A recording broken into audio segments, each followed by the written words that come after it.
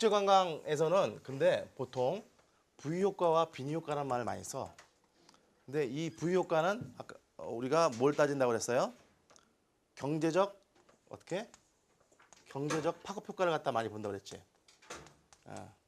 그리고 여기는 사회, 문화 또는 환경 같은 거에 그런 그 파급효과를 갖다가 파급효과 또는 환경 영향평가 같은 거 많이 한다 그렇게 돼 있어. 근데 아까 그 학생이 말했듯이 경제 파급효과는 계량화가 할 수 있지. 그렇기 때문에 계량화 한다는 건 뭐야? 곧 국회에서 아니면 어떤 그 지방자치단체나 이런 데서 시의회에서 예산을 결정하고 그걸 갖다가 집행하는 데 필요한 게 뭐야? 작년에 이게 얼마가 들고 뭐 이렇게 평가를 해가지고 어떻게 돈이 얼마 정도가 객관적으로 데이터가 나와야 그걸 갖다가 집행을 하잖아. 그지? 근데 이런 거 사회적 파급효과, 문화적 파급효과 이런 거는 그런 걸 잘 할 수 있을까? 그게 좀 힘들다고 이런 게. 근데 환경영향평가 같은 건 이런 건 또 많이 하긴 해. 이건 이제 보통 이제 환경부에서 건설하고 그럴 때 많이 하지. 이거는 그때 그 어떤 그 우리가 뭐 인풋 아웃풋 분석이라든지 이거는 같이 이제 인풋 아웃풋 분석으로 한다고 그랬어. 인풋 아웃풋 분석 같은 거. 그래서 여기서는 이 파급 효과를 갖다 그 하는 게 이제 멀티플라이어라고 해가지고 이제 승수를 가지고 한다고 승수. 그래서 뭐냐면 부가가치라든지 고용 효과라든지 텍스라든지 뭐 무슨 환율 차이라든지 뭐 이런 것들에 대해서 1달러당 얼마의 그 부가가치가 있는지. 그러니까 이게 뭐냐면 1달러를 혹은 1달러 환율 계산하면 얼마?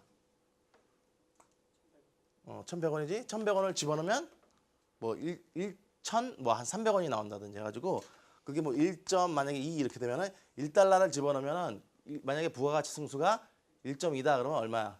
20%의 부가가치가 더 생긴다는 소리야. 그게 1달러 집어넣으면 이게 1.2가 나오고 또 보통 뭐 100만 원을 갖다가 여기다 집어넣으면 뭐 0.2명의 고용률이 생기고 그지? 그러면 얼마를 집어넣으면 한 명의 고용이 생긴 거야 여기. 500만 원 집어넣으면 한 명의 고용이 생기는 거잖아. 근데 그런 것을 한국은행에서 그 데이터를 만들어 가지고 그걸 갖다 표를 준다고. 그래서 그거 한번 우리가 살짝 한번 볼까?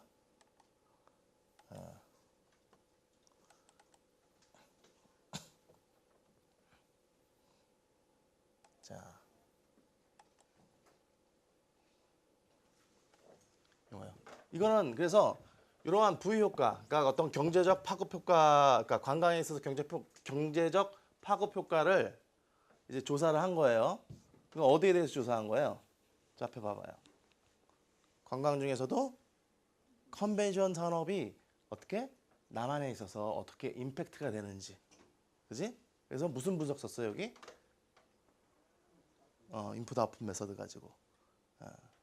그래서 여기서 볼 때 이 인풋 아웃풋을 하기 전에 이러한 보고서라든지 이러한 논문들을 굉장히 많이 쓴다고. 문화관광부라든지 아니면은 뭐 어떤 그 산업 정책을 쓰는데, 그지? KDI인가 이런 데서 이걸 많이 써. 그렇다고 이게 뭐 이게 완벽한 그런 어떤 측정 방법은 아니야.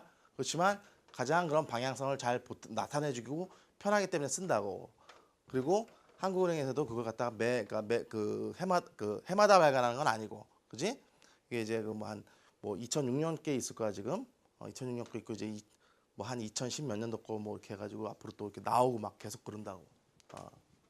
근데 여기서 되게 중요한 건 뭐냐면 과연 컨벤션 인더스트리에 속하는 것이 무엇이냐가 문제야. 첫 번째가. 두 번째는 저게 우리가 인풋 아웃풋 해가지고 돈이 얼마 들어가는지를 따지잖아. 그지? 그러면 이걸 따지기 전에 뭘 따져야겠어? 그럼 돈이 얼마 들어간지는 그 돈이 어디서 왔다 소리야. 컨벤션 인더스트리 때문에 돈을 지출을 한 사람들을 평균을 내야 될 거 아니야. 그지? 그 얘기는 뭐야? 컨벤션을 열었어. 한국에서 남한에서 1년 동안 한 뭐 100 몇십 군데에서 막 열었다고 쳐. 그러면 거기서 지출된 돈이 얼마인지를 갖다 따져야 되고 그게 평균 1인당 얼마나 썼는지 뭐 이런 거 해서 이 컨벤션 인더스트리에서 한 명 손님이 오면 방문객이 오면 얼마만큼의 돈이 지출이 되는지 혹은 일산 그 꽃축제라든지 뭐 이런 데서 한 명이 와가지고 쓴 평균이 돈을 갖다 우선 찾는 게 되게 중요하겠지. 그지? 그런 다음에 또 뭘 보냐면 그 사람이 어디 돈을 썼는 것도 되게 중요해. 예. 어디 돈을 썼는지. 그랬을 때 그거는 뭘 또 찾아줄 수 있냐면 이 컨벤션 인더스트리에 뭐가 속하는지를 갖다가 약간 보조하는 어떤 그 에비던스가 될 수 있어. 그 산업에 속하는 그러니까 연관 있는 산업 코드를 뭘로 묶을지에 대해서 그걸 갖다가 생각을 할 수가 있다고. 그걸 가지고. 자, 그래서 자, 봐봐. 그래서 보면은 이거는 이제 미팅이 그러니까 마이스 인더스트리에 대해서 뭘 썼냐면 이게 그 참가하는 사람들하고 뭐 주최 측이라든지 아니면 거기를 갖다 후원하는 사람들이라든지 해서 어떤 사람들이 돈을 쓴 거에 대해서 이걸 잡아야 되는지가 첫 번째 고민이었고 그 다음에 그걸 토대로 해서 그 마이스 인더스트리와 연관된 그런 산업 분류 코드가 무엇인지를 갖다 잡는 게 두 번째 고민거리였다고. 이 논문을 쓰는 데 있어서. 그래서 뭐야? 얼마나 몇 명이 참가했는지가 되게 중요하지. 그지? 맨 처음에.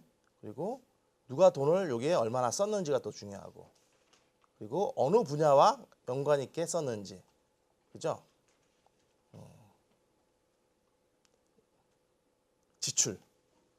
지출표 나오잖아. 앞에는 얼마나 많이 왔고 이거는 얼마나 많이 지출을 했는지. 그지? 컨벤션 호스트고 익스텐드 바이트 해가지고 델리게이트 참가했던 사람들. 그리고 호스트는 누구야?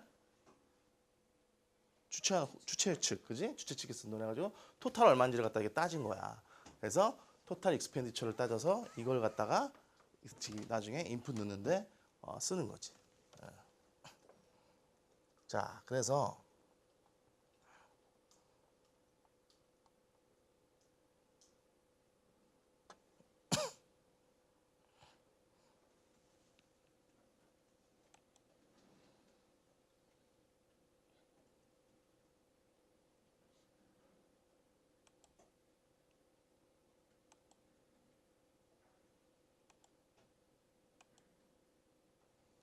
볼까? 여기 딱 봐봐. 제너럴 섹터가 있고 또 여기 뭐가 있어? 뭐라고 되어 있냐면 컨벤션 릴레이티드 인더스트리 섹터라고 되어 있어. 그러니까 관련된 분야를 또 묶어주는 거라고. 아까 내가 얘기한 게 관광산업 하면은 뭐 외식 숙박 해가지고 막 쫙 나올 거 아니야. 근데 예전 한 20년 전, 30년 전만 해도 자봐 의료 쪽이 관광에 속했을까? 뭐 그 가수들 공연하고 그런 게 속했을까? 그때는 안 속했어. 근데 지금은 왜? 관광 목적이 의료 관광이나 뭐야? 한류 스타 보러 오잖아. 그러면 이제 속하는 거야. 무슨 얘기인지 알겠지? 그것처럼 여기서는 그래서 이제 그 컨벤션 인더스트리에 어떠한 산업 코드가 속하는지를 갖다가 우리가 본 거라고. 뭐가 속해 있어? 보이나? 안 보여? 이거 그냥 일반이야. 뭐 농업, 뭐 광업, 뭐 푸드 프로덕트 쭉 해가지고 쭉, 뭐 케미칼 프로덕트 쫙 있어. 잘 안 보이지? 한번 키워보자. 보여? 어디야? 보니까 컨벤션 인더스트리라고 이렇게 이 연구자가 그 리서치라는 사람이 이거 잡아놓은 캐테고리가 어떻게 속하는지 한번 보자. 프린팅하고 퍼블리싱 컨벤션 마이스 산업 아까 그 컨벤션 산업하고 연관이 되는 것 같아? 연관이 돼? 막 나눠주고 막 이렇게 뭐 쌓아놓고 막 그거 나눠주잖아.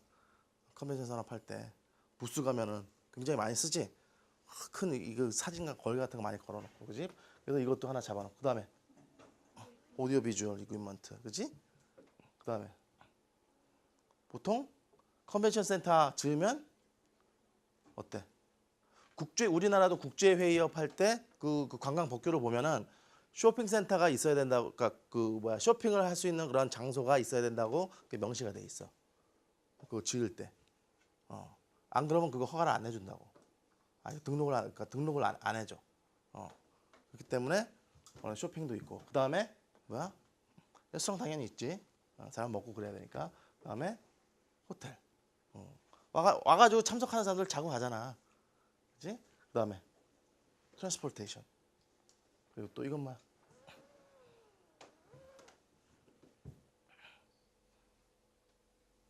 투어 트랜스포테이션. 미셀레니어스 서비스 인시덴탈 투어 트랜스포테이션 해가지고 뭐야? 뭐 조그마한 무슨 뭐 관광 뭐 소형 버스라든지 뭐 이런 거 해가지고 사람들 그런 서비스 모르겠지? 그다음에 이거 커뮤니케이션하고 브로드캐스팅이 또 속해 있어. 응? 그리고 또 비즈니스 서비스, 그지? 컨벤션 같은 거 보면 보통 뭐 산업박람회도 많이 하고 그러잖니, 그지? 그러니까 이제 사업하는 사람들 모여가지고 무슨 페어, 뭐 카페어, 뭐 자페어 이런 건 또 뭐야? 또 여러분들 무슨 뭐 유학박람회 뭐 이런 거, 응? 이것도 하나의 또 비즈니스잖아, 그지? 이것도 이런 퍼스널 서비스도 속하고 그다음에 컬처 앤 레크레이션 서비스도 들어가고 비즈니스 컨섬션 익스펜디처 해가지고 요렇게 요거를 이 연구자는 그러니까 이게 100% 이렇게 돼야 된다 소리가 아니야. 이거는 이제 뭘 조사를 했냐면 캐나다에서 열린 그 컨벤션 그 산업에 대한 그 캐테고리를 갖다가 잡았던 걸 참조로 하고 또 이 연구자가 이것이 연관이 있을 거다 해가지고 묶어놓은 거라고. 그래서 각각에 대해서 어떻게 했어? 이게 승수를 갖다 딱 구한 거라고 이게. 그리고 위에는 뭐야? 위에는? 근데 일반 그 제너럴 인더스트리가 왜 여기 왜 있어야 될까? 이건 왜 구해? 응? 1달러 쓰면은 여기서 1달러 쓰면은 프린팅에서 2.25의 뭐 부가가치가 있다 뭐 이런 식으로 나올 거 아니야. 이 위 승수가 뭔지 한번 볼까? 다시.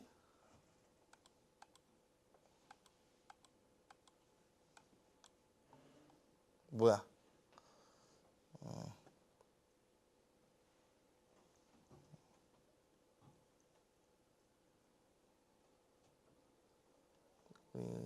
인컴이나 밸류에드를 한번 볼까? 여기 뭐라고 돼 있어? 프린팅이 이거 맞나 여기? 프린팅이 자 1달러 집어넣으면 얼마가 나온다고 돼 있어? 2.2달러, 그지? 고용은 1달러당 0.0 잘 안 보이지? 0.331인가 그래, 그지? 그럼 여기 3명, 그러니까 3명 정도로 하려면 어떻게 돼? 10달러, 100달러 정도 해야 되나? 이런 식으로 뭐 어떻게 계산하는 건지 알겠지? 이거는 뭐야?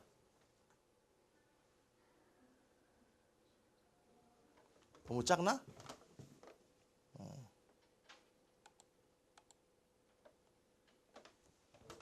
자, 이거는 뭐야? 인컴인데 1달러 집어넣으면 0.38의 인컴이 발생한다 이거지. 그다음에 이거는 밸류 에디드는 0.765 이런 식으로, 그지? 요 정도 70%의 그 밸류 에디드가 발생한다 이거야. 자, 여기서 제일 그럼 컨벤션 인더스트리 그 릴레이티드 인더스트리 섹터 안에서 가장 이러한 그 아웃풋이 제일 좋은 게 어느 거야? 그지? 이거지. 이건 뭐야? 1달러 집어넣어 2.5, 그지? 그리고 0.054의 그 인플로이먼트 그 승수를 갖고 있고 이거는 뭐야? 인컴은 0.2313 해가지고 1달러당 요 정도의 인컴을 갖다 발생할 수 있다 이 소리야. 근데 이거는 왜 구했냐고?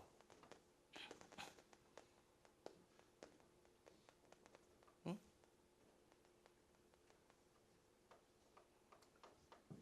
몰라? 왜냐면 여기도 파급 효과가 있어. 이게 파급 효과잖아. 가지고 보는 거지. 자, 근데 보는 게 여기 위에서 뭐 아웃풋 받고 그다음에 고용률, 그다음에 또 뭐 봤어? 인컴. 그리고 또 뭐가 있어? 부가가치가 얼마나 창출되는지. 그리고 또 여기 봐봐. 그건 또 뭐야? 세금이 얼마나 거치는지. 세율이, 그지? 세율이 가장 많은 게 뭔지에 대해서도 또 이렇게 나오겠지. 응. 여기서 딱 보면은. 그래서 이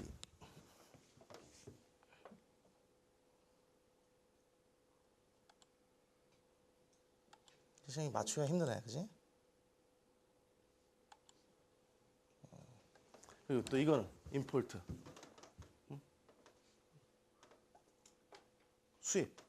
1달러당 얼마 수입해가지고 얼마만큼의 퍼센티지를 그러니까 이걸 그러니까 그러니까 임포트, 그러니까 수입에서 차지하는 그 부분이 얼마냐 이거지. 그 돈에서 그 수입이 차지하는 부분이 얼마냐 이거야. 이게. 그러니까 그 뭐야? 그러니까 수입에서 차지하는 게 제가 작아야겠지. 그지? 그다음에 이거는 인덱스 오브 파워 디스퍼션은 이건 디스퍼션이 아니고 일단은 여기까지만 여러분들이 그 개념을 갖다 이해하면 돼. 그리고 또 이 안에 그 한국은행에서 발행하는 요걸 보면은 요거 이외에 또 이렇게 계속 또 보는 게 있기도 해. 그 익스체인지 레이트라든지 뭐 이런 것들. 그래서 그것은 여러분들이 보려는 게 무엇인지에 따라 틀린 거지. 자, 이 얘기는 근데 뭐냐? 임포트 텍스 그리고 또 위에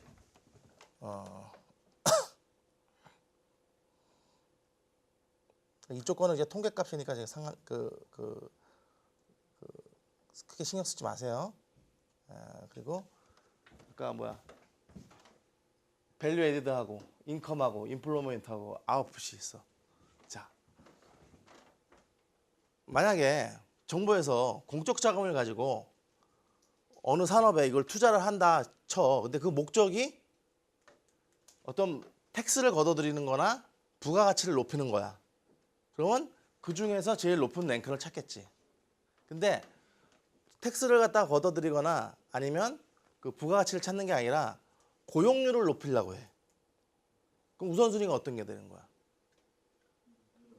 그치? 고용률에서 제일 높은 랭크를 찾아야 될 거 아니야. 랭크마다 다 다르니까. 그치? 이런 식으로 해가지고 이 만약에 그 컨벤션 인더스트리에 정부에서 세금을 걷어서 경기를 부양시킨다든지, 그러니까 컨벤션 경기를 갖다 부양시킨다든지, 어느 그 인프라를 갖다 깐다든지 할 때 그 목적이 그 사람들이 그런 수입을 높일 것이냐. 이렇게 만약에 경기가 안 좋아가지고 순환이 경색이 돼가지고 사람이 돈이 없어가지고 잘 안 써. 응? 옛날에 일본에도 그런 경우 있었잖아. 경기가 안 좋아가지고 돈 나눠줬더니 어떻게 써 일본 사람들은? 다 저금하잖아. 근데 왜 돈을 공짜로 나눠줬겠어? 쓰라고 나눠주잖아. 왜? 돈이 안 도니까. 정부에서 그런 식으로 정책을 피잖아. 그지? 그것처럼 이게 위에 어떤 항목이냐에 따라서 이게 다 틀려지거든. 그러니까 어떤 특히나 이런 만약에 여러분들이 무슨 뭐 시장이라든지 뭐 일산 시장이라든지 파주 시장이라든지 아니면 어디 무슨 뭐 부산 시장이라든지 있는데 이 시 자체에 어떤 뭐 경기를 활성화시키는 방법을 뭐 어떤 뭐 텍스를 갖다 많이 걷어들여 가지고 드린다든지 아니면 경기를 갖다가 아웃풋을 많이 해가지고 활성화시킨다든지, 아니면 뭐 고용률을 갖다 더 높이려고 그런다든지 이런 거에 따라서 어떻게 달라지겠지. 이게 돈을 갖다가 많이 지원할 때가 달라질 거 아니야, 그렇지? 그러면 여기서 또 나타나는 그 랭크는 또 뭘 얘기를 해? 인플로이먼트가 어디가 제일 많아? 쫙 보니까 아까 아웃풋은 이게 제일 많았지. 비즈니스가 뭐야? 레스토랑이겠지. 그러면 컨벤션 분야에 사람들을 갖다가 많이 고용을 높이기 위해서는 뭘 갖다가 밀어야 돼? 레스토랑 쪽에 지원을 많이 해줘야겠지. 그렇지? 이게 이해가 돼? 근데 만약에 정부에서 세수가 부족해. 그럼 어떤 산업에서 많이 뽑아야 되는 거야? 어떤 산업을 사양화가 안 되게 막아야 돼. 텍스가 이거였지. 이거였나? 이 앞에 거지. 어떤 게 제일 나아? 퍼스널 서비스라든지, 그지? 또 커처럴 리크레이션 시스템이라든지, 아니, 서비스라든지, 비즈니스 컨소시엄이라든지 이런 분야에서 텍스가 많이 들어온다는 거지, 그지?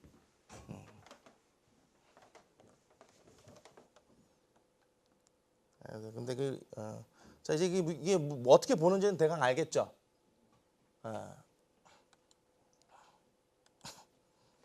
그렇게 해서 여러분들이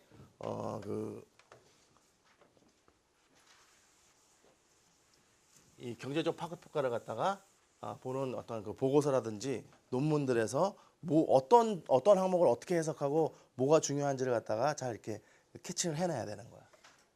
그래서 아까도 계속 얘기했던 거 계속 얘기해 볼까?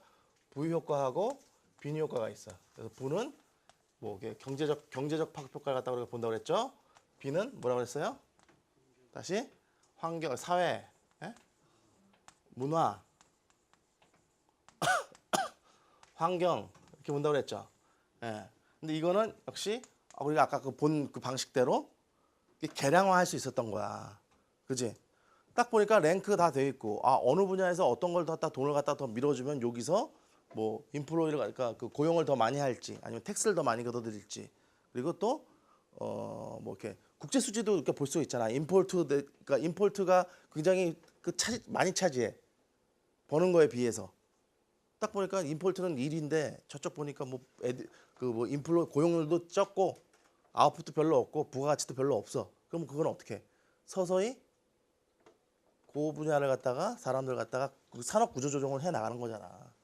이제 이런 게 이제 거시적인 측면에서 어떤 경제를 바라보는 거야 이런 게. 그지? 그래서 여러분들이 그 수요 곡선 같은 경우는 이제 아까 시장의 크기를 갖다가 아까 본다고 그랬지. 시장의 크기가 그 활황화되는 거와 이런 파급 효과에 의해서 어떤 그 정책을 갖다가 어떻게 쓰는 것과 이건 또 별개의 문제니까 여기 두 개를 갖다가 잘 알면은 그래도 어떤 경제적인 어떤 그 백그라운드를 갖다가 구축할 수 있을 거야. 그래서 부의 효과가 바로 이 경제적인 거, 경제적 파급 효과를 갖다가 우리가 분석해서 보는 건데 이렇게 아까 우리가 봤듯이 뭐예요? 그 계량화할 수 있어서 정책적으로 도표를 보고 재정을 지원을 할 거냐 말할 거냐 이런 걸 갖다가 어떻게 예산을 잡아서 할 수 있겠지. 근데 이쪽은 뭐라고 했어? 환경 같은 경우는 이제 거의 어느 정도는 돼. 왜냐면 환경 영향 지표 같은 게 있잖아. 그럼 그걸 측정을 한다고. 요새는 뭘 측정해요, 사람들이? 뭐 대기 오염 같은 거 측정을 하지. 국가에서. 그지? 그래서 요새 그렇게 해가지고 나온 정책이 하나가 있어. 뭐야? 요새 왜 디젤 차 오래된 거 끌고 다니다가 폐기시키면 얼마 줘? 몇백만 원 주잖아. 300 주나? 얼마 주냐? 150 주나? 하여튼 그냥 요새 자동차 폐기하면 50만 원 주냐? 고철값으로. 근데 그게 아니라 환경에 나쁘기 때문에 그걸 일찍 폐기시키면 돈을 더 주잖아. 그거 누가 주는 거야? 정부에서 주는 거지. 지방자치단체나 아니면 뭐 이렇게 정부에서 주거나 이러겠지. 왜 그렇게 하냐고. 응? 막 대기오염이 주범이 이러한 그 디젤가스라는 뭐 디젤가스 오래된 디젤가스에서 나오는 것이 주범이라고 그래가지고 그렇게 하는 거야. 그리고 전기자동차 사면은 뭐 레이 같은 거 전기자동차 원래 4천 몇백만 원인데 얼마면 사? 응? 2천 얼마면 사잖아. 그러니까 얼마 뭐 해줘. 그리고 세금도 빼주고 왜 그래? 응? 그러니까 무공해 자동차라 그런 거 아니야. 그지? 그런 건 다 어떻게 대기가스 같은 거 다 측정을 해가지고 이게 이게 농도가 어느 정도 되면은 그만큼 사람들이 더 쾌적한 삶을 살 수 있고 그런 거에 의해서 병이 안 발생하고 사람들 덜 죽고 뭐 이러니까 그것을 갖다 하나의 정책으로 잡아놓은 거잖아. 그래서 여러분들 이렇게 뭐 시내 가다 보면 웬 밴으로 된 그 차 있지. 차에서 이렇게 대기 측정하고 이런 거 가끔 볼 거야. 그러니까 측정 도구의 개발에 의해서 그런 환경도 그만큼 영향 평가를 해가지고 그 정책적으로 반영을 한다고. 그리고 또 뭐 예전에 천정상 터널인가 무슨 도용용 뭐 이거 무슨 얘기 나왔었지. 그건 뭐야?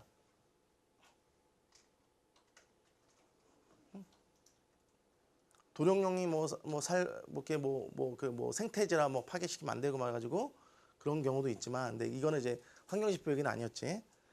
아이고 내가 잘못 들었나 얘를.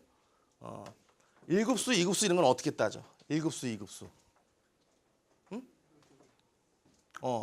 그것도 뭐야 역시 1급수에서 사는 생물지표가 있고 2급수에서 사는 생물지표가 있고, 그래서 뭐 몇 입방미터당 뭐 어떤 생물이 사면은 수질이 얼마 뭐 1급이다, 2급이다 이런 게 나오잖아. 그지? 그렇게 해서 어떻게 해? 응? 그렇게 해가지고 어떻게 하냐고. 그 수질을 갖다 측정을 해가지고. 만약에 수질이 나빠졌다. 그러니까 그런 것도 측정할 수 있잖아. 그러니까 뭐냐면 뭐 수돗물로 쓸 수 있을 만큼의 정도는 돼야 될 거 아니야. 그지? 그래서 한참 옛날에 무슨 뭐 녹조 뛰고 막 이랬을 때 어떻게 했어? 그거 먹으면 독성 때문에 사람이 죽는다는 얘기도 나왔었잖아. 그래서 그런 데다가 어떻게 돈을 쏟아붓는 거야. 나라의 재정을 쏟아붓는 거라고. 그것이 어떤 더 많은 어떤 그 돈을 들여가지고 복구해야 되는 그런 상황이 오기 전에 미리 정책적으로 그 수질이 오염되기 직전에 어떤 생물 지표종이라든지 아니면 돼지 수질을 갖다가 뭐 그 농도, 그러니까 뭐 물 안에 있는 어떤 그 특정 화학 물질의 농도를 갖다가 어떻게 측정을 해가지고 그런 건 다 쓸 수 있는 거지. 이런 그 환경 영향 평가의 어떤 지표로 쓸 수 있잖아. 그 문제는 뭐냐, 이제 사회랑 문화 지표 있잖아. 이런 거. 당장 근데 우리가 사회 지표 같은 건 어떤 걸 우리가 볼 수 있어? 요새 뭐 사회경제학 뭐 이런 거 가지고 붙여가지고 많이 하는 것 같은데. 아직까지 뭐 우리가 이렇게 활발하게 이렇게 돼 있진 않아. 관광학 쪽에선. 사회는 뭐야? 한 예로 그런 걸 들어볼까? 미국에서 뭐 뉴욕의 뭐 브롱크스라든지 뭐 이렇게 우범 지역에서 하도 막 청소년들이 막 이렇게 칼 들고 칼춤 추고 그래. 응? 그 저기 뭐야? 그 신세계처럼. 영화 신세계 봤지? 칼춤 한번 축가 그러면서. 근데 걔네들 총 갖고 다니지 않냐? 맨날 뭐 깡패짓하고 막 털고. 거기는 미국 같은 데는 이게 왜 그 차 안에 동전만 있어도 창 깨고 가져가잖아. 막 그 바퀴 뜯어가고 자전거 위에 뽑아가고 앞바퀴 뜯어가고 막. 그래서 이거 안 되겠다. 그래서 그 옛날에 한때 어떤 운동을 했냐면, 그러니까 어떤 정책을 썼냐면 농구대를 갖다가 엄청 많이 세워줬어. 근데 범죄율이 줄는 거야. 그러면 이건 어떻게 계산할 수가 있어?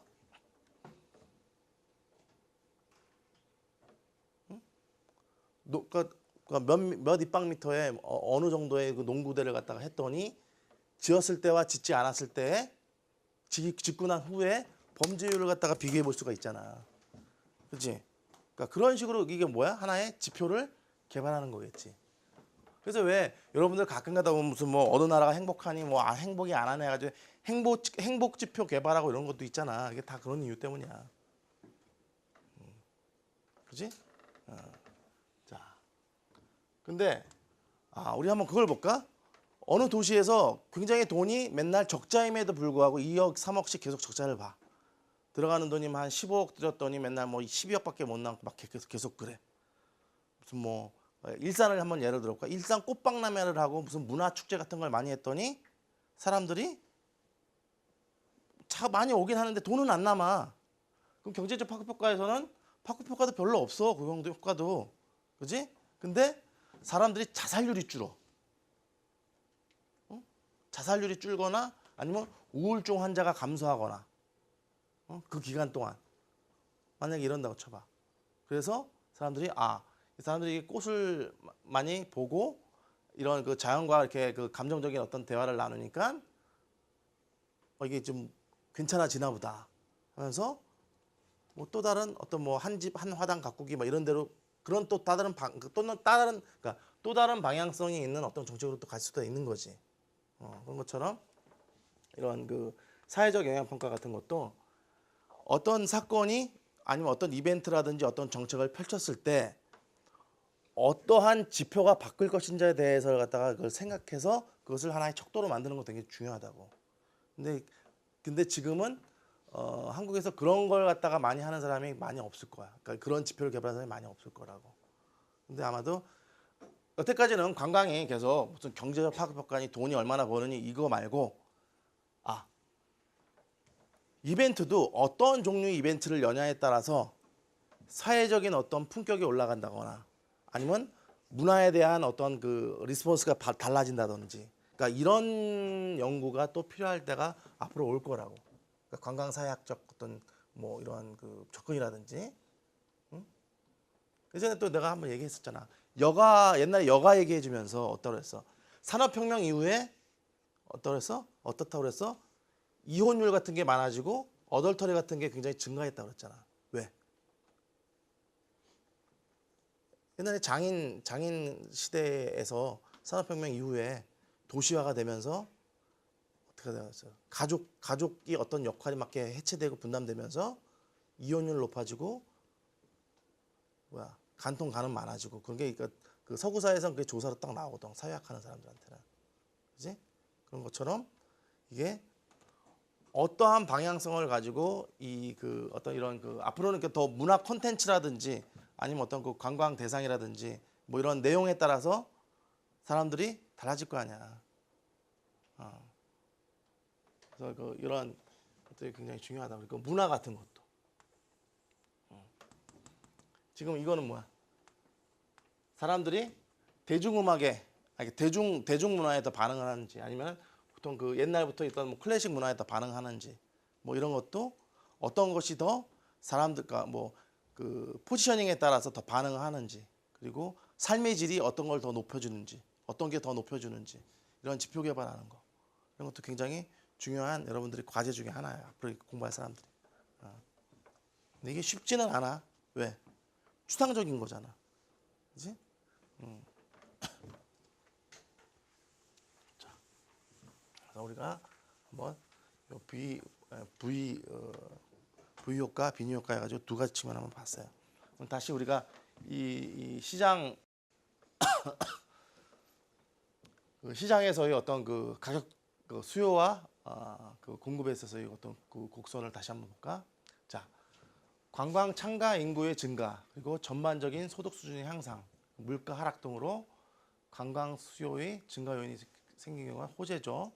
그래서 이 관광 수요량이 증가하면 관광 공급량이 상대적으로 작아지므로 공급 부족이 발생을 해. 그러면 이제 수량 균형 가격을 맞추기 위해서 이 관광 가격 인상과 수량 증가가 이루어져요. 그래서 이때 근데 이럴 때 이 수요 곡선하고 공급 곡선이 정확하게 추정이 돼야지만 이 공급자 입장에서는 그 많이 만들어놨다가 어떻게 작게 되거나 아니면 뭐 리조트를 갖다가 짓는데 뭐 객실을 갖다가 몇 개를 할 것인지, 스키장 크기를 갖다가 몇 개를 할 것인지 이렇게 다 이러한 리스크를 갖다 피하는 그러한 적정선에서 만들어져야 될 거 아니야, 그지? 안 그러면 어디야? 비발디인가? 그 오션월드 있는 데가 어디지? 응? 이름이 뭐야? 대명이야?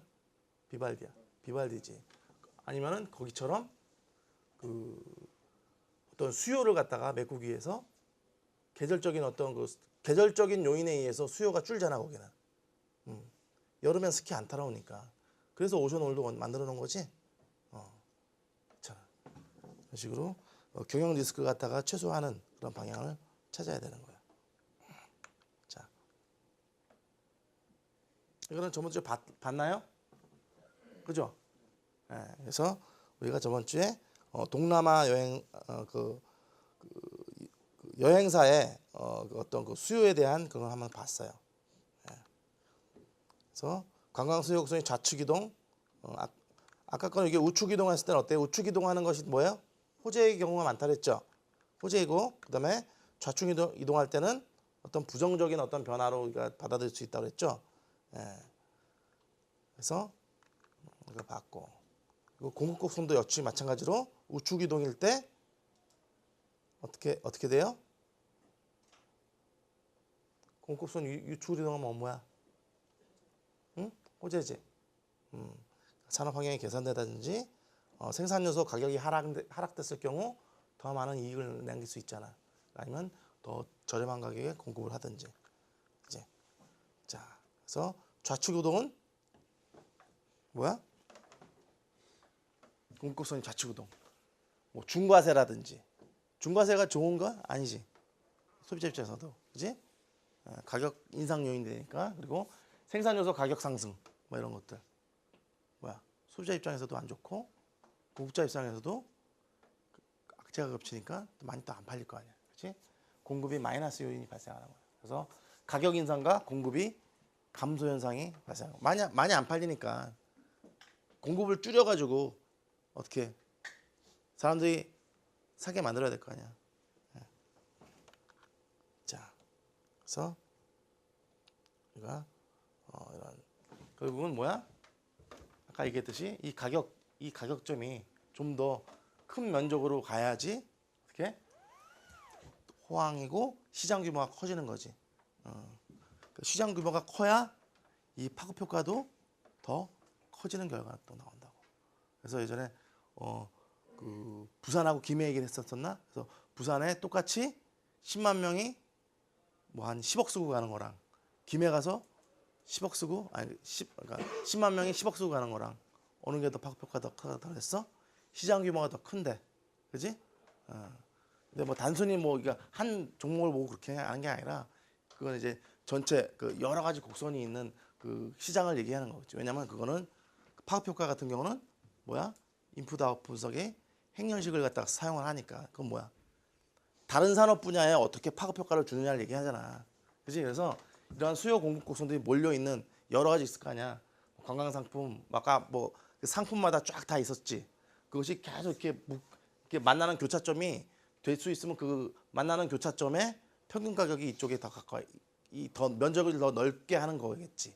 그러니까 단순히 하나만 보는 게 아니라 지금 무슨 말을 하는지 이해 가요? 응? 파급효과 같은 거는 왜냐면 전체 시장을 얘기하는 거니까 아까도 보면 관련 산업도 한 열 몇 가지 있었잖아. 그지? 그러면 아까 우리 컨벤션 그것만 가지고 우리 봤을 때는 어떻게 해야 될 것 같아?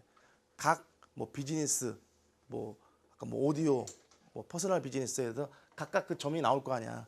그지? 그게 다 이쪽으로 면적이 커지는 방향으로 가야 된다 이거야. 이해가? 무슨 소리인지? 응. 무슨 얘기냐면 자봐. 지금 내가 이거 설명하잖아. 수공급 이렇게 있을 때 이 점이 점점 어떻게 가야 된다고 그랬어? 이 면적을 갖다가 더 크게 하는 방향으로 가야 된다고 그랬잖아. 그지? 근데 자봐. 파급 효과랑 우리가 연결시켜서 생각하려면 어떻게 해야 돼? 이건 그냥 단순히 한 개의 가격이잖아. 한 산업 분야에서의 그 수요 공급을 얘기하잖아. 근데 아까 파급 효과 우리가 봤을 때 거기가 몇 개나 있었어. 관련된 산업이. 10개가 넘었지. 그러면 각각에 대해서 이 점이 계속 생길 거 아니야. 그지? 그럼 이 점에 평균 지점이 있을 거 아니야. 어느 지점에서나 다 또 평균인 그런 지점이 있을 거 아니야. 그지? 이것이 커야 된다고. 그 도시 가격이. 그 도시에서 그 각각의 만약에 10개를 딱 잡아놓고 10개의 그 평균이 되는 그런 점을 갖다가 딱 찍었을 때 이것이 더 큰 데가 파급 효과가 더 크다고. 이해가? 아직 뭐 이걸 갖다 연구한 건 못 본 것 같아. 워낙 또 나 한번 해봐. 그건 혹시 알아? 어디서 또 이런 쪽 분야 연구하라고 불러줄지? 그러니까 우리가 이거랑 그 파급 효과랑 연관해서 이렇게 생각할 수 있잖아. 그지? 그래서 이제 그 어떤 함수를 그러니까 아직 그런 쪽으로 해가지고 어떤 함수를 갖다 도출해내는 그런 것만 가지고도 그 분야의 1인자가 될 수 있는 거겠지. 이해가 이제? 응? 집에 가서? 아니 말이 너무 빠른가 내가 이해하기? 그냥 그대로 하면 그대로? 약간 좀 한국말 한 지 얼마나 됐어? 한국 배운 지 2년 반. 2년 반?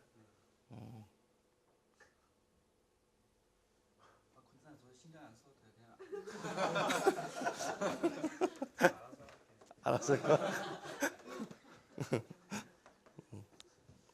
만약에 한국 학생이 이러면은 그건 반항하는 소리도 들려. 아니 다시 한번 설명해 줄게 내가. 중요한 개념이니까. 자 봐. 안 해도 돼?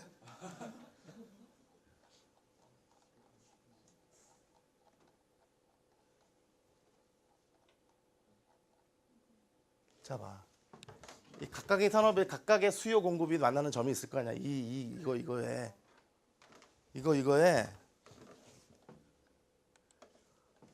각각 이 점이 다 다를 거 아니야. 그지? 그러니까 이러한 곡선이 여러 개라고. 이거만큼 있을 때. 그러니까 이 산업만큼 있을 때. 그지? 있을 때 그 각각의 점이니까 이걸 갖다 선이 없다고 보고 그 점을 다 찍으라 이거야. 그랬을 때 그 점 찍은 거에 어떤 평균값이 더 커야 된다 이거지. 시장이 크다서 이게 소리는.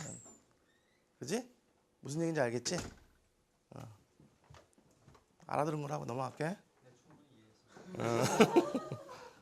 자, 그래서 결론적으로는 정확한 수요 공급 함수의 추정이 이 최적의 이제 가격 결정을 하고 또 공급량을 결정을 가능케 하기 때문에 이거는 이 관광 기업의 어떤 그 리스크 경영하는 입장에서는 이제 그 리스크를 많이 줄일 수 있는 하나의 그 예측이 될 수도 있겠지, 그지?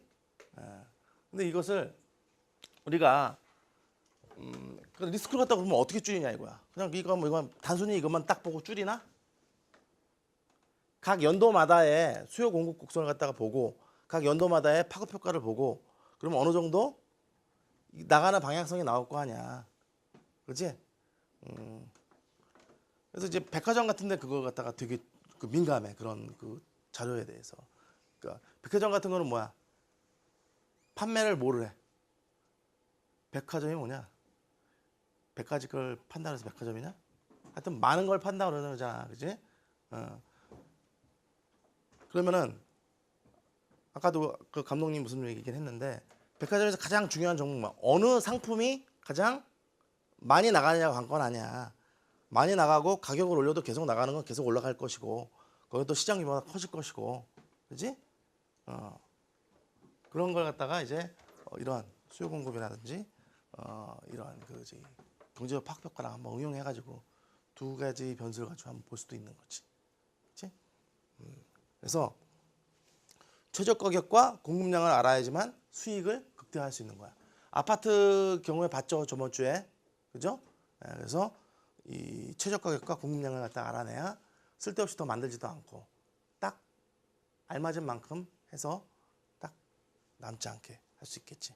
그래서 근데 이제 정부 정책에 의한 관광 수요라든지 공급이라든지 관광 상품 가격이라든지 일정 부분을 조절 가능하대. 어떻게 하는지는 아까 다 얘기를 했죠. 뭐 세율을 조정한다든지 아니면 뭐 비자를 갖다가 뭐 완화한다든지 아니면 더 강화한다든지 그렇게 해가지고 할 수 있겠지. 예전에 홍콩 케이스 얘기 들어줬어? 홍콩 같은 경우 나중에 봤더니 중국 관광객들이 굉장히 중국 사람들이 굉장히 많이 들어갔어. 맨 처음에 좋았어. 근데 너무 많이 와가지고 생필품까지 다 싹쓸이 해가지고 거기서 있는 사람들이 그런 생필품이 공급이 모자라. 그러면 어떻게 해야 돼? 얘네들은 가격은 또 뛰지, 그지? 그랬을 때 홍콩 입장에서는 좀 더 이러한 오는 사람들이 이렇게 하루에 들어올 수 있는 그런 양을 갖다 좀 자기네들이 그 좀 이거 조절할 수 있는 어떤 그 완급이 있을 만큼만 들어와 줬으면 하는 그런 마음이 생기겠지. 그러면 인센티브를 줄인다든지 아니면 그 뭐 통과하는 뭘 갖다 더 받는다든지, 아니면 그 텍스 프리를 갖다 안 해준다든지 뭐 이런 식으로 될 수가 있겠지. 예? 그리고 또 정부는 어떤 경기 변화라든지 국제 정세 변화를 고려해서 탄력적인 지원과 규제를 이제 병행을 하는 거야. 근데 이러한 그 아까도 말했지 부유 효과하고 빈유 효과를 봤지. 사회문화 돈은 많이 버는데 사회문화, 그러니까 사회적인 어떤 영향이 굉장히 부정적으로 큰 산업이 뭐야? 카지노, 그렇지? 그래서 한국에서도 예전에 인천 그 영종도에 카지노 들어오라 했을 때 굉장히 많이 반대를 했어. 반대를 하다가 이번에 또 새로 짓나? 근데 인천시가 아마 공무원들 월급을 못 줬을 거야 옛날에 한번.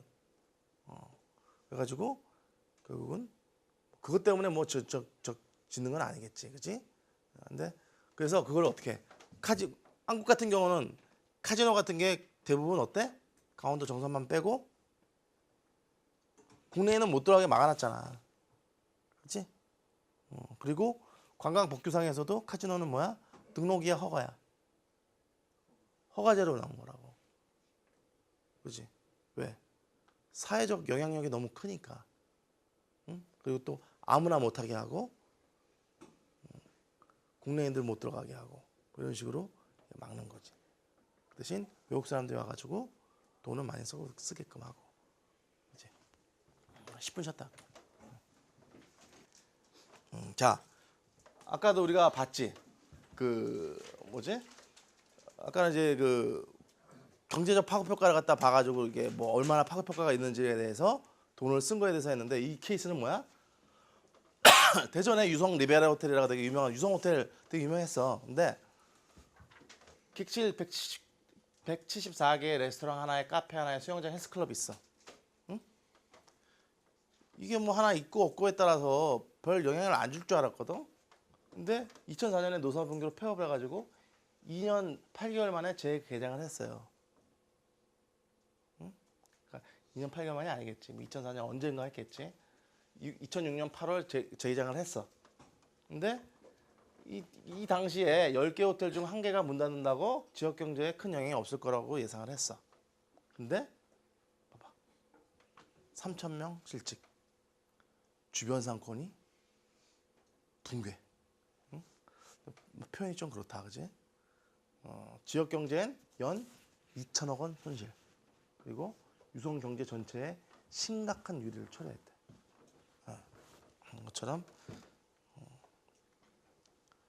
것처럼 이런 파급 효과를 갖다가 우리가 이제 저거는 이제 그 하나가 있던 게 없어지면서 얼마나 큰 악영향을 미쳤는지 우리가 봤는데 아까 우리가 얘기했듯이 그것을 경제적 파급 효과에 의해서 우리가 본 거지. 근데 또 아까 우리가 사회문화적 파급 효과와 환경 생태적 파급 효과 이 두 가지를 뭐라 그랬어? 빈 효과, V 효과라고 그 국제 경제, 그러니까 국제 관광 책 같은 데 저기 많이 나와. 그런 곳에서 이렇게 저기 많이 나온다고. 왜냐면 국제 관광 같은 경우는 어떤 거에 더 연관이 많을까? 아니 내 질문 자체가 좀 그렇다. 어떤 거에 더보다도 국제 관광에서도 되게 중요시 여기는 게 물론 외국에서 돈이 들어오잖아. 수출 효과랑 비슷하잖니. 그래서 이런 경제 파급도 중요하지만 사회문화적 효과도 굉장히 많은 영향을 미쳐. 그러니까 국내 관광객이 딴 데를 가는 것보다도 외국 이질적인 문화가 들어오잖아. 미질적인 문화를 공유하고 그러니까 미질적인 문화를 갖고 있는 사람들이 많이 들어오지 않냐. 그지? 그래서 무슨 뭐 여러분들 맨날 무슨 사회 시간에도 문화 접변이니 또 뭐라 그래? 문화 충돌이니 문화 충돌? 세무엘 헌팅턴이 한 말 아니니? 하여튼 뭐 무슨 뭐 문화끼리 서로 이렇게 맞닿아서 이게 뭐 각각에 대해서 뭐 좋은 쪽으로 간다, 뭐 무슨 이질화가 생긴다, 아니면 무슨 뭐 나중에는 무슨 컨플릭트 같이 생기는 얘기를 하잖아. 그지? 예전에 아마존의 눈물 본 적 있어? 그때도 한 문명권이 다른 문명권 아니야 거기도, 그지? 한 문명권이 거기 이제 같은 나라이긴 하지만 전혀 거의 외계인이잖아. 수준이 살아가는 게 다르니까 원주민한테 가가지고 이게 교류가 시작되면서 어떻게 됐어? 막 무슨 뭐 그 도시로 나가가지고 막 이렇게 마약에 쩌들고 막 이런 사람도 생기고 그 창 가지고 이렇게 사냥하고 이런 부족들이 갑자기 오토바이 타고 막 그 부족에서 왔다 갔다 하는 거 장면 봤지? 그 생각나고 한국도 지금 우리 사고 방식이라든지 뭐 이런 것들, 뭐 이렇게 그 라이프 스타일이라든지 이런 것들이 언제를 그 분기점으로 해가지고 확 바뀐 거야. 미군 주둔하고 난 다음에 많이 바뀌었잖아. 그지? 6.25 이후에 그러니까 미국 문화가 많이 들어왔잖아. 그지? 우리나라 지금 교육 시스템이라든 정치 시스템이라는 것도 다 어떻게 미국화돼 있잖아. 그지? 그래서 그리고 예전 그지 뭐 한 그 뭐야 이런 그 이러한 그 뭐 패스트푸드 그 문화 같은 걸 접하기 전 어른들은 밖에서 이런 우리가 서가지고 길거리에서 햄버거 먹고 다니는 이런 거 갖다가 상상이나 했겠냐고. 그거 보면은 그 노예들이 하는 짓이라고 그렇게 얘기를 했겠지. 마당새를 하는 짓이라고. 그지? 옛날에는 그 밥그릇만 들고 먹어도 상놈이라고 그랬잖아. 근데 나는 잘 들고 먹는다 근데. 근데 그러니까 이제 이거 들고서 이게 우거우거 먹으면서 다니는 거 되게 그렇지, 그렇지? 그런 것도 영향이 있고 이제 환경 생태적 파급 효과 같은 것도 이제 여기서 다뤄. 그 파급 효과의 그런 유형들이 관광에서는 특히나 이런 환경 생태적 파급 효과 같은 거는 이런 생태 관광하는 쪽 그런 쪽에서 보통 사람 하루에 들어갈 수 있는 그런 사람들 갖다 예약해서 받고 그러지. 그런 경우도 있고, 즉 광릉 수목원인가 거기도 예약하고 들어가야 되나? 그렇지? 그냥 못 들어가잖아. 국립수목원. 왜냐? 한꺼번에 많은 사람이 들어가면 어떻게 자원이 고갈된다고 이렇게 생각을 하는 거지. 그래서 여기서 나온 게 이제 캐링 캐패시티라든지 그 수용력, 최적 수용력 뭐 이런 것들이 이런 개념에서 생기는 거예요. 자, 그래서 주로 이제 경제적 측면에 굉장히 치우쳐 있었어. 왜? 개량화될 수 있었으니까. 그렇지? 수치화 가능한 시장 가치 위주로 분석이 되었던 거야. 근데도 이제 보통 보면 이제 보통 이 긍정적인 효과로만 이렇게 치우쳐 있는 경우가 되게 많았지. 근데 이 사회문화적 파급 효과 같은 경우는 어떤 지역에 대한 부정적 효과가 많고 수치화하기가 힘들어, 개량화하기가 힘들다고. 그렇기 때문에 관심을 받지 못하다가 최근 들어서 어떤 비시장 가치 평가법 해가지고 이제 맨 마지막 시간에 우리가 배울 게 이제 비시장 가치 평가법에 대해서 배울 거거든. 뭐냐면 이제 그 가치를 평가할 수 없는, 그러니까 시장 자체가 존재하지 않는 어떤 그런 그 재화에 대한 어떤 평가를 어떻게 하느냐야. 그러니까 보면은 뭐 국립미술관 새로 생겼어. 그러면 저 국립미술관의 가치가 얼마야? 입장료가 7,000원이라 가지고 그거 갖다가 뭐 7,000 곱하기 뭐 1년에 몇 명 온다고 이렇게 할까? 그게 진짜 가격이 아니잖아. 그지? 때문에 어떤 이런 그리고 또 뭐 이렇게 리조트를 갖다가 짓기 전에 아니면 무슨 뭐 리조트는 이제 사유제니까 국립공원을 갖다 어디다 어떤 지정을 해가지고 거기 갖다 이제 정비를 한다고 쳐. 국립공원을. 그랬을 때 그 국립공원의 가치가 얼마나 될지 이거 어떻게 치겠니? 북한산의 가치가 얼마야? 근데 분명히 토요일 아침부터 일요일 쫙 보면은 불광동 해가지고 그쪽 그 북한산 보면은 아주 때로 몰려 다니잖아. 응?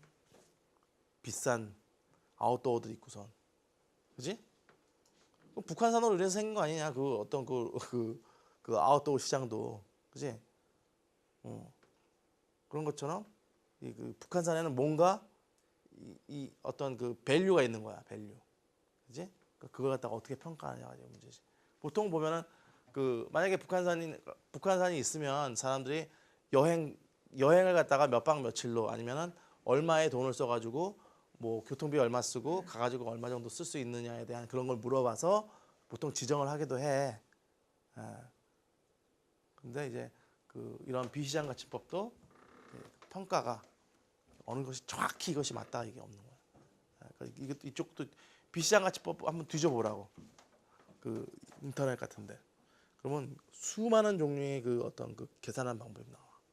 그리고 또 이게 관광 분야뿐만 아니라 어떤 그 다른 분야에서 쓰는 것 같다. 복지 분야에서도 쓰고, 그래서 행정 분야 같은 데서 많이 쓰고.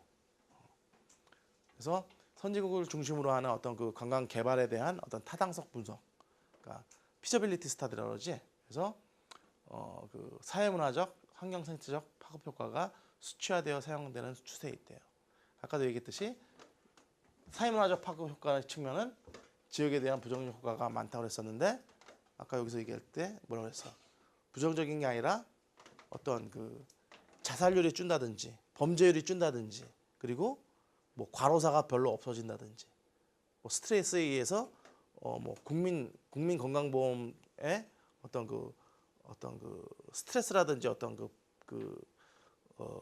정신질환 같은 게 많이 줄었다든지, 뭐 이런 거 수치로 이렇게 계산할 수도 있겠지. 연결을 시켜가지고. 요새 그런 얘기 나오잖아. 또 그 나이 어르신, 그러니까 나이 이렇게 많으신 분들 65세 이상이 지금 지하철 공짜인가? 그거 지금 계속 적자라고 가지고 없애자는 얘기 나오잖아. 아니면 상향 조정하자, 막 70대부터, 그지? 근데 어떤 그 의사분인가, 하여튼 뭐 의료 쪽인가 그분이 나오는데, 그거 없애면 의료보험 쪽에서 만약에 이게 풍선 효과가 더 커질 수도 있다 이 소리야. 노인 우울증이라든지 자살이라든지 움직이지 않아서 더 이 몸이 망가져가지고 의료보험 수가가 더 올라갈 수도 있다. 뭐 이런 얘기도 해. 근데 그거 갖다가 뭐 확인은, 그러니까 수치적으로 확인하지는 않았지만, 그지?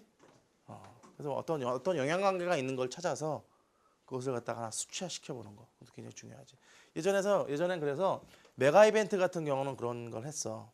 뭐냐면 그 캐나다 캘거리 올림픽인가 무슨 아니면 올림픽인가 그럴 거야. 우리나라 그 88 올림픽이나 이렇게 해가지고 그 전후로 해서 경제적인 어떤 뭐 투자라든지 뭐 사회적으로 어떻게 바뀌었다든지, 그 문화적으로 무슨 행사가 더 많았다든지, 그 전과 후를 비교해서 뭐 이런 것을 갖다가 이게 그 질적으로도 연구할 수도 있고, 그지? 그 질적으로 연구해 놓은 어떤 그 자료를 가지고 그걸 또 다시 수치화시켜서 또 개량할 수도 있고, 뭐 이러한 방법들이 있어요. 자,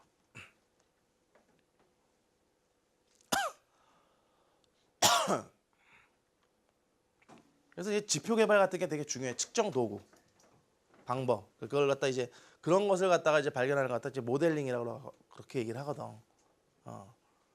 근데 이제 경제적 효과에서는 보통 뭐 이제 그 이코노미 임팩트라든지 아니면 뭐 베네핏, 코스트 이런 거에 중점을 맞춰가지고 우리가 계산을 한번 해볼 수가 있고,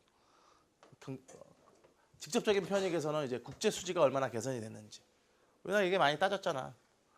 뭐 수출을 뭐 이렇게 했는데 관광 분야에서 사람들이 많이 해외여행을 가가지고 관광이 적자라는 운동, 뭐 이런 얘기들 많이 하잖아.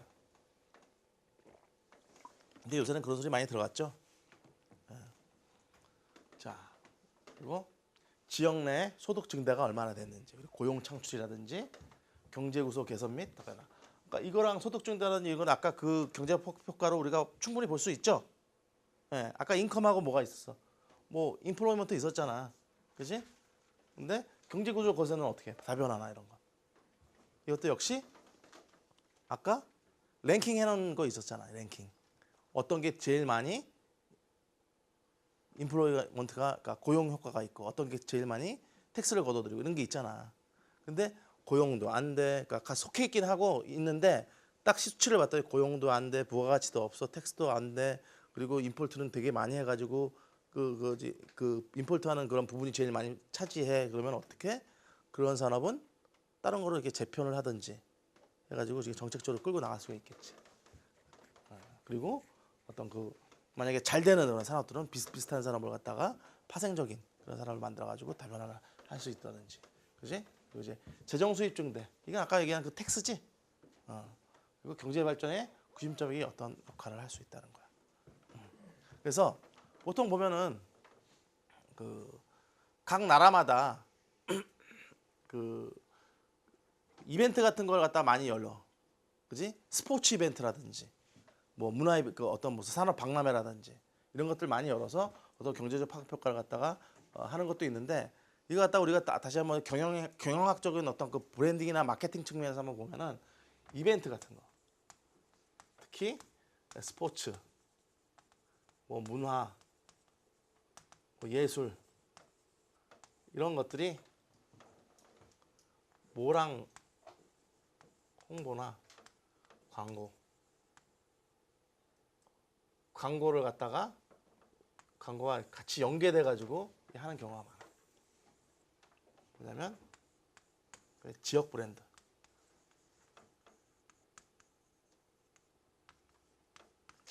어떤 지역, 특정 그 관광 목적지에 대해서 그 특정한 그 고유의 것을 갖다 선전하기 위해서 핵심 가치를 갖다 뽑아내는 거야. 핵심 이미지를. 그래서 예를 들어서 호주 같은 경우, 서호주. 호주의 이미지 하면 제일 떠오르는 게 뭐야? 응? 캥거루? 그지? 또? 응? 시드니. 또? 응? 호주. 호주는 지금 그게 뭐 내가 지금 한 2000년 중반, 2005년, 2004년, 2006년 요쪽으로 지금 얘기를 할게. 근데 지금까지도 그렇게 크게 변하진 않았어. 호주의 핵심 가치는 자연이야, 자연. 그 호주 자체의 이미지. 근데 그냥 우리는 이렇게 자연이 아름다워요. 이거는 다른 나라는 없나? 다 있어. 근데 정서적으로 교감할 수 있는 자연. 내가 가가지고 자연과 함께 뛰놀고 내가 휴식을 취하고 거기서 뭔가 큰 정서적인 교감을 할 수 있다는 걸 갖다가 내세운다고. 왜냐면 이제는 더 이상 호텔 시설이 좋다든지 아니면 무슨 뭐 문화가 뭐 독특한 문화라든지 아니면 무슨 뭐 자연이 아름답다든지 이거는 세상에 이런 데 많아. 근데 이것을 갖다가 어떻게 정서적으로 어필을 하냐가 되게 중요하다고. 사람들 인식 속에 그걸 심어줘야 되거든. 그렇게 하기 위해서는 홍보와 광고를 계속 하지. 한국도 역시 마찬가지로 옛날에 노무현 대통령 나와가지고 뭐 한류스타 해가지고 직접 뉴욕에 막 이렇게 광고판에 선전도 하고 그랬잖아. 선전 찍고 그랬잖아. 광고도. 그치? 기억 안 나? 옛날에 직접 광고도 찍었잖아. 그래서 뉴욕에다가 이 광고에서 광고했잖아. 근데 핵심적인 이미지가 뭐랄까? 한국만이 갖고 있는 거. 뭐냐고. 한국만이 갖고 있는 거. 그러니까 그런 걸 찾아야 되는 거야. 근데 호주 같은 경우는 이제 자연 그리고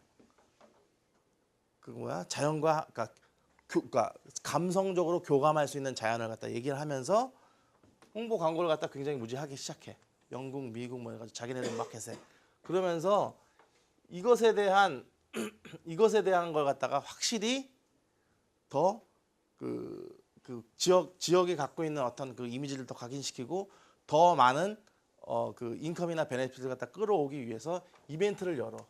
왜? 이 중에는 호주의 그런 이미지가 자연이기 때문에 느슨함, 좀 약간 게으른 느낌, 뭐 이런 것도 부정적으로 숨어 있을 수가 있거든. 그렇기 때문에 그런 거 갖다가 같이 부정적 이미지를 갖다가 상쇄시켜주면서 좀 더 경제적 파급효과가 굉장히 큰 스포츠나 문화나 예술이라는 어떤 큰 이벤트를 열어서 역동적이면서도 자연이 아름다운 이런 쪽으로 바꿔주는 그런 방향으로 간다고. 그래서 이런 이벤트가 이 어떤 그 경제적 파급효과 그 자체로도 크지만 또 이러한 그러니까 어떤 경영하고 어떤 그 나라 자체의 전체적인 어떤 이미지, 아이덴티티에 영향을 주는 게 굉장히 많다고. 이벤트 자체가. 그래서 실질적으로 여기 그러니까 정확히 더 말해서는 이제 서호주, 웨스트 오스트레일리아 쪽에 이런 전략을 썼는데 정확히 얘기해서는 이러한 그 스포츠라든지 문화나 예술이라든 행사를 1년에 적어도 큰 행사를 7, 8개씩 막 열어가지고 그러한 이미지를 갖다 바꿔놓는다고. 이거는 무슨 영향평가 될까?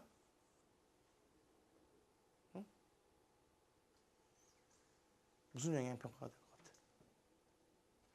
같아? 우리가 이 시각으로 봤을 때 아까 사회 문화 저기 속하진 않지. 그치? 경영에 대한 어떤 효과를 주는 거잖아. 마케팅에 대한.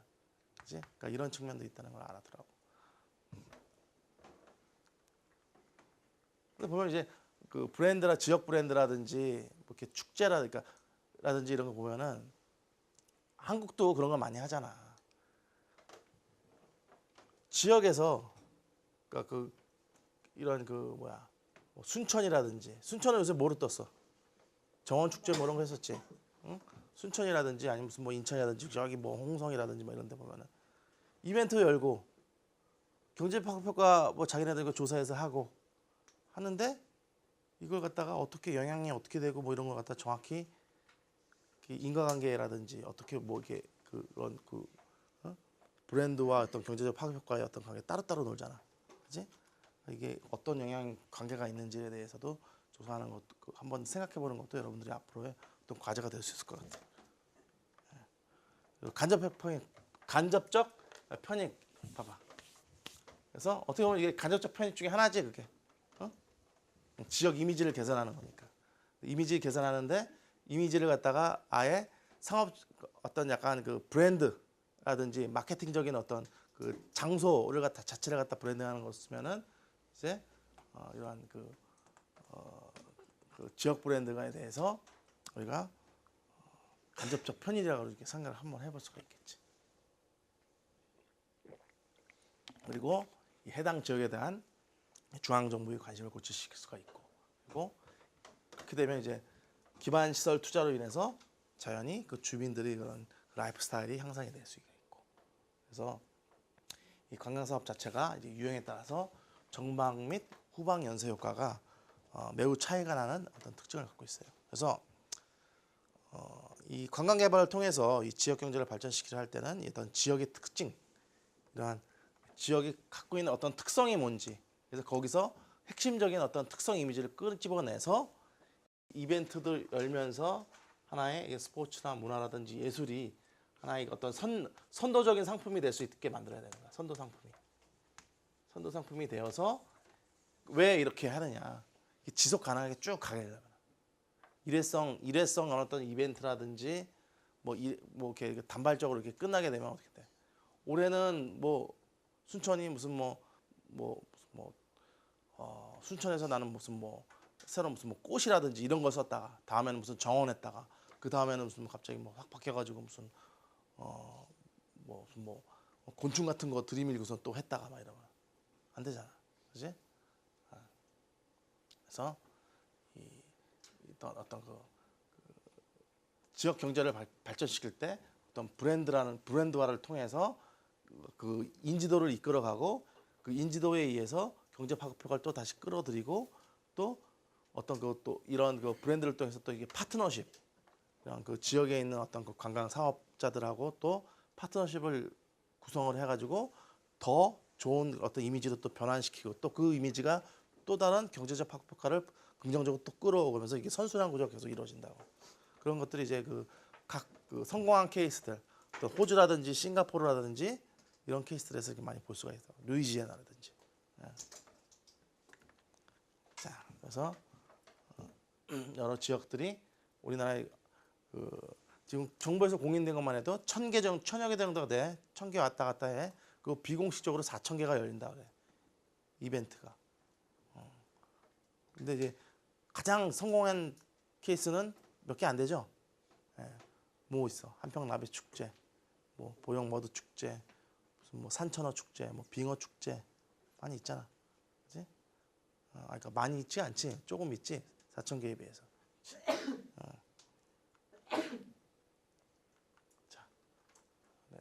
자, 그럼 이게 아까 얘기했던 전후방 연쇄 효과는 무엇인지.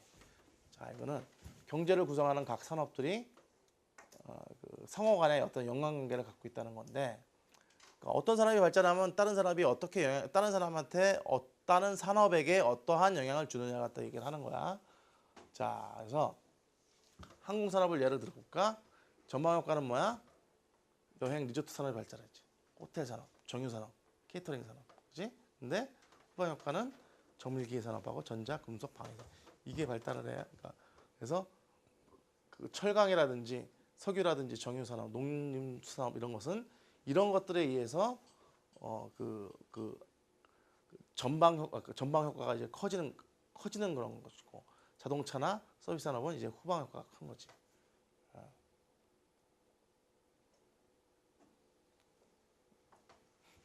그치?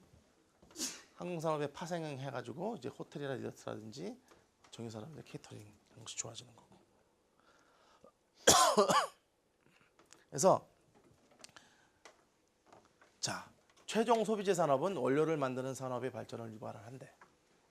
그래서 후방 효과가 크지만 근데 전방 효과는 크지 않아요. 근데 관광 산업은 어떨까? 이거는 유형에 따라 좀 다르다고 생각을 해. 그래서 여행 산업 같은 경우는 카지노, 컨벤션 호텔 등의 전방 효과가 있고, 그리고 교통, 항공 산업에 휴방 효과가 있는 거야. 그리고 항공 산업은 여행 호텔 정유업에 전방 효과가 있고, 그리고 기계, 전자 산업에 후방 효과가 있고, 그리고 리조트 산업은 여행 교통업에 후방 효과가 있고, 그렇지? 개념이 뭔지는 알겠어?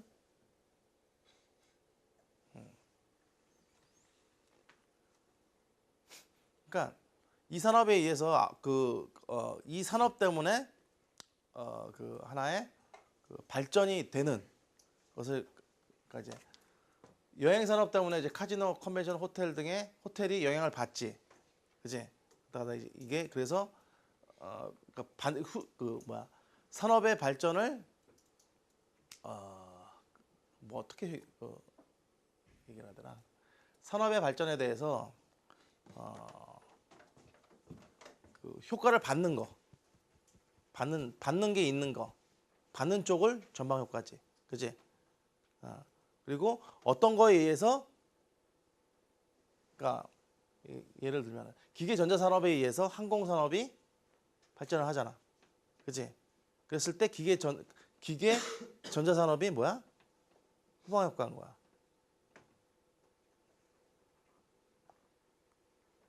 이해돼? 설명하기가 좀 뭐 A는 A다 이렇게 얘기하는 것 같아가지고 내가. 그래서 근데 여기서 중요한 게 뭐냐? 낙후 지역 발전을 시도할 때는 이제 도입하는 관광 산업의 유형을 지역의 특성에 맞게끔 잘 선택해야 되는 거지. 그래서 그거야. 그러니까 여기에 만약에 이 산업을 갖다가 그 어느 지역에 어떤 산업을 갖다가 발전을 시키려고 그래.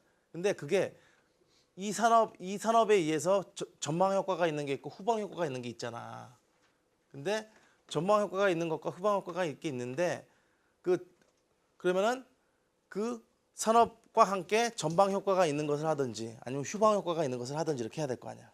그지? 근데 아무런 전방 효과나 후방 효과가 없는 걸 갖다가 밀면 어떻게 되겠어? 안 된다 이 소리지, 그지? 근데 강원도 정선 같은 경우는 이게 원래는 뭐였어? 탄광 해가지고 탄광과 연관 있는 전방 효과, 후방 효과를 갖다가 알았어야지. 그리고 카지노를 했을 때 그 카지노를 중심으로 전방 효과가 있고 후방 효과가 있는 그런 산업들을 갖다가 미리 알고서 들어가야 된다 이 소리지. 그지? 근데 만약에 탄광촌이었는데 강원도 정선 같은 경우에 전방 효과와 후방 효과가 있는 그런 산업에 그래도 같은 효과 비슷하게 있는 그런 산업들을 갖고 들어갔으면 어떻게 돼? 이게 비슷한 걸 갖고 들어갔으면 그만큼 이렇게 실패 확률이 떨어지겠지.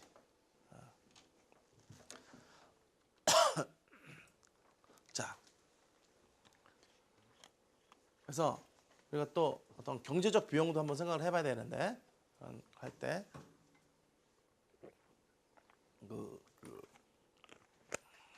관광 투자를 할 때 그래서 초기 비용 과다로 지역 사회의 위험 부담이 클 수가 있고 비용이 많이 들어가면은, 그지? 그리고 관광시설 유지 보수 비용도 우리가 한번 생각을 해야 되고 이제 물가 인상이라든지 토지 가격 상승 그리고 외부로 소득 유출하는 경우 그리고 고용의 질적 악화 가능성 같은 거 이런 것들에 대해서 이제 경제적 비용으로 한번 생각을 해봐야 되겠고, 자, 그다음에 이제 관광의 경제적 파급효과 분석해가지고 아까 관광 순수 분석은 아까 내가 논문을 통해서 어떻게 했어? 보여준 거지. 그래서 그 아까 인풋 아웃풋 분석이라고 얘기했지. 근데 I하고 분석이라고 했는데 그때 멀티플라이어 아까 우리가 봤죠. 뭐였어? 각각의 뭐야 아웃풋. 그러니까 그러니까 생산 산출량하고 고용률하고 뭐 수입 그리고 부가가치, 텍스 뭐 이렇게 쭉 있었지. 그거에 그 뭐 1달러당 얼마 들어갔을 때 해가지고 숫자 쫙 나온 거 있었잖아. 그게 승수야. 그걸 갖다 우리가 승수라고 한다고. 그래서 멀티플라이어 아나리시스라고 이렇게 얘기를 해. 그 숫자는 한국은행에서 조사를 해가지고 미리 이 도표를 깔아준다고. 그래서 우리가 이것을 승수 분석이라고 얘기를 하기도 해. 그래서 근데 이제 관광 승수 같은 경우는 이제 영국의 아처라는 사람이 해서 확립이 됐는데 이 효과는 이제 직접 효과, 간접 효과, 유발 효과 해가지고 이렇게 나누게 되고 유발 효과 같은 경우는 뭐냐면 이거는 보통 보면은 아까는 그 보면은 왜 직접적으로 그러니까 관련이 있는 산업과 관련이 없는 산업 이렇게 나눴었잖아. 제네럴하고. 근데 유발 효과 같은 거는 관련 있는. 그러니까 만약에 예를 들어서 한국에 중국 관광객하고 일본 관광객들 와서 많이 돈을 쓰고 갔어. 그러면 유발 효과라는 건 뭐냐면 이 직접적으로 돈을 쓴 곳의 기업에서 그 돈을 이 사람들에게 지출한 돈으로 다시 월급을 줄 거 아니야.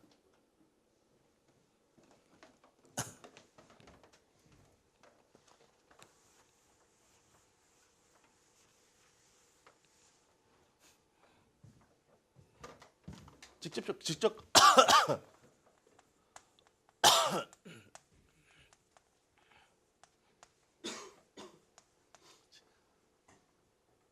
아까 우리가 컨벤션 도표 봤지, 그지?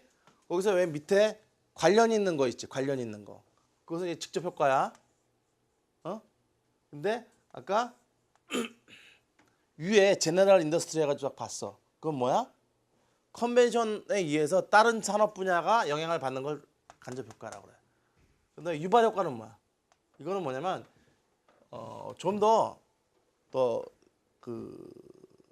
카테고리를 갖다가 이렇게 좀 더 이렇게 딱 제한을 한다고 해야 되나? 그래서 뭐냐면 관광객이 와가지고 그 지역에 관광 호텔이라든지 레스토랑이라든지 이런데 돈을 쓰고 갔지.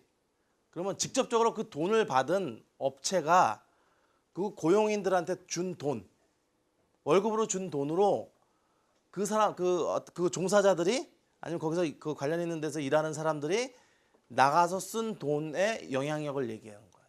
유발 효과는. 그 월급을 가지고 그 사람들이 직접 쓴 돈을 얘기를 해. 그래서 유발 효과라고 우리가 얘기를 한다고.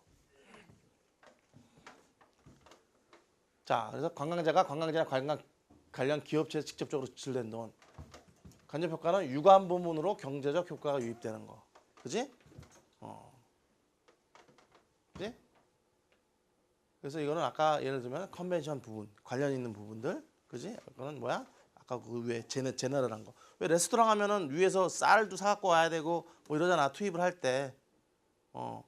뭐야 뭐 종이나 뭐 이런 무슨 뭐 퍼블리싱 그런 거 하면 뭐 출판 뭐 업무하면은 뭐 잉크 찍고 그래야 되니까 케미칼도 들어 있잖아.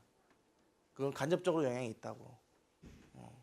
아까 그래서 그 도표 보여준 게 위에 제너럴 분야에서 뭐 마이닝이니 무슨 어그리컬처 이런 것도 컨벤션 쪽에 사람들이 들어와가지고 돈을 얼마 썼을 때 그쪽 분야도 그렇게 영향을 받는 걸 보여주는 거야. 그지? 그리고 유발 효과는 관광 관련 업체나 직원이나 유관 부문 직원들, 직접 효과, 임금 등으로 유입된 효과가 다시 지역 경제에 재추도돼서 미치는 효과를 갖다 얘기하는 것이. 자, 그래서 관광객이 지출을 해. 그다음에 2차 지출이 있어. 관광 기업 있고 가게소득 좀 지역 업체나 정부는 이제 텍스를 받겠지. 응? 2차 지출 해가지고 2차 지출이 또 다시 관광기업 가게소득 업체가 계속 순환하는 구조로 갖다 이러는 거지.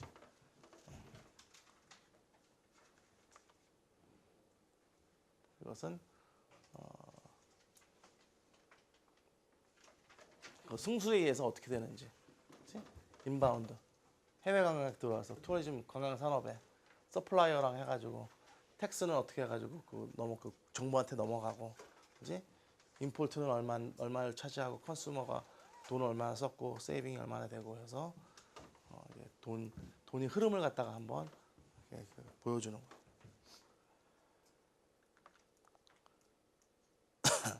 그래서 직접 효과와 간접 효과는 관광객이 지역에 돌아다니면서 쓰는 돈의 액수와 직접 관련이 있고, 그래서 이거는 지역의 인구나 경제 산업 수준과 규모에 크게 영향을 받지는 않아. 근데 자, 여기서 간접 효과는 지역의 인구수, 인구 구조, 산업 형태와 규모에 따라서 큰 영향을 받아요. 그래서 인구수가 많고 지역에 다양한 산업이 존재할수록 유발 효과가 그때 커져. 그래서 아까 앞에 보여준 어떤 사이클 승수가 폭이 넓어지고 또 반복되는 횟수도 되게 늘어나고, 그러면서 계속 파급 효과가 계속 일어나는 거지. 그래서 그리고 또 인구 구조상 관광 기업에 종사하는 종사원이 많을수록 어때? 그 지역민 중에서야 그때 유발 효과가 크는 거지. 그치? 왜냐면 외부로 빠져나간 돈이 작을 테니까. 그치? 그래서 그런 경우가 있어. 어느 농촌 지역에 이렇게 리조트 지어놓고 그쪽에 있는 지역민들 갖다 고용하는 게 아니라 다른 사람이 다 내려가서 써. 만약에 세종시 지어놓고 서울에 있는 사람이 다 내려가서 있다가 뭐 토요일만 되면 금요일만 되면 다 올라오고 뭐 이렇게 되면 세종시 청사에 의해서 유발 효과가 클까? 작아지는 거야. 그렇지? 예. 그래서 이제 원래는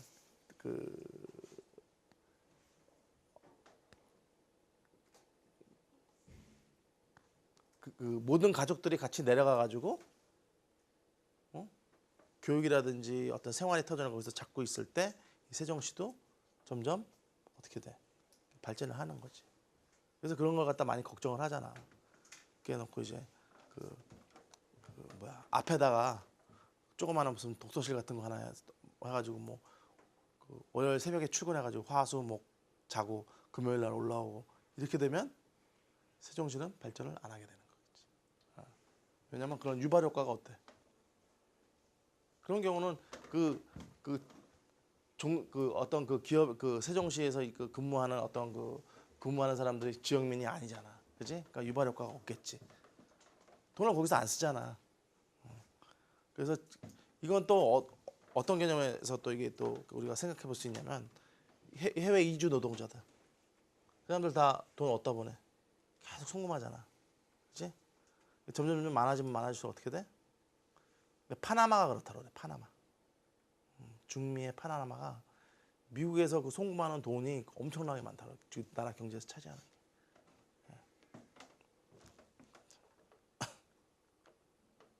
자, 그래서 어떤 그 규모에 따라서 도시 규모가 어떤지에 따라서 달라지겠지. 조그마한 마을이냐, 규모가 많은 어떤 서울 지역이나 이런 거에 따라서. 그래서 아까도 얘기했듯이 관광객의 수와 쓴 돈이 같을 때 파급 효과는 좀 더 큰